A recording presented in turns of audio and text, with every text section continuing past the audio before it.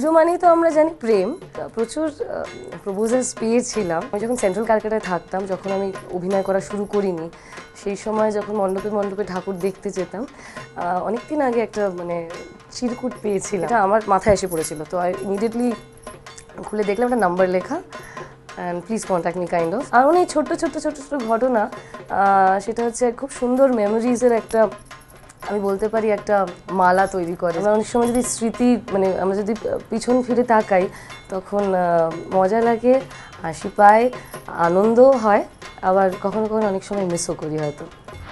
চোখে চোখে চাওয়া কিংবা মিষ্টি হাসি, সবটার মধ্যে দিয়ে একটা নিষ্পাপ প্রেম যাকে বলে, সেটা বেশ হতোই প্রত্যেক বছর পুজোতে। মানে যখন সত্যি বেড়ে উঠলাম বা বেড়ে উঠছি, এখন অনেক বড় হয়ে গেলাম, পরিচিতি বেড়েছে, কিন্তু কোথাও না পুজো প্যান্ডেলে ঘুরে প্রেমটা হারিয়ে গেছে। এই একটা ব্যাপারে আমার খুব আফসোস হয়।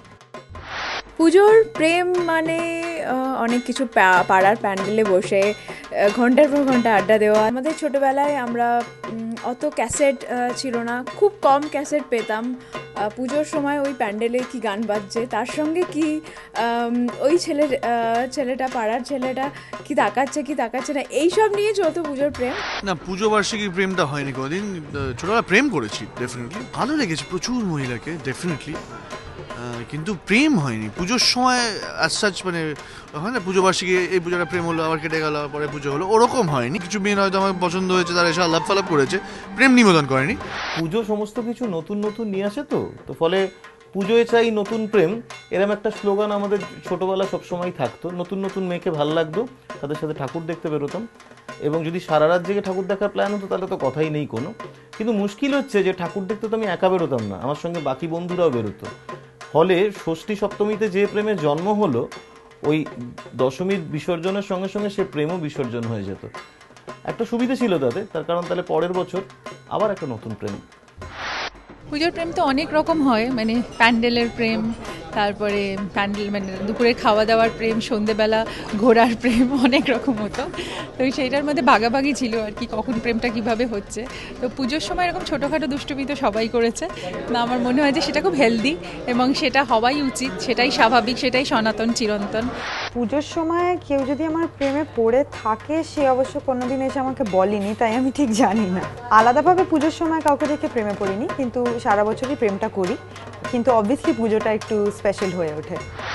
নাস্তিক কৌশিক সেন আমার জন্য একটা পুজো প্যান্ডেলে গিয়ে অঞ্জলি দিয়ে ফেলেছিল। কিছুই না, সিম্পলি আমার সঙ্গে দেখা করবে বলে। আমার তো বাড়ির পুজো, নিজেদের বাড়ির পুজো, তো আমি অঞ্জলি দিয়েই বেরিয়েছি। কিন্তু কিভাবে দেখা করা যায়, কারণ আমাদের সময় খুব ভয় ছিল যে ওইভাবে দেখা করা যায় না। তো একটা পুজো প্যান্ডেলে গিয়ে নাস্তিক কৌশিক সেন হাত জোর করে মা দুর্গার কাছে অঞ্জলি দিয়ে ফেলেছিল।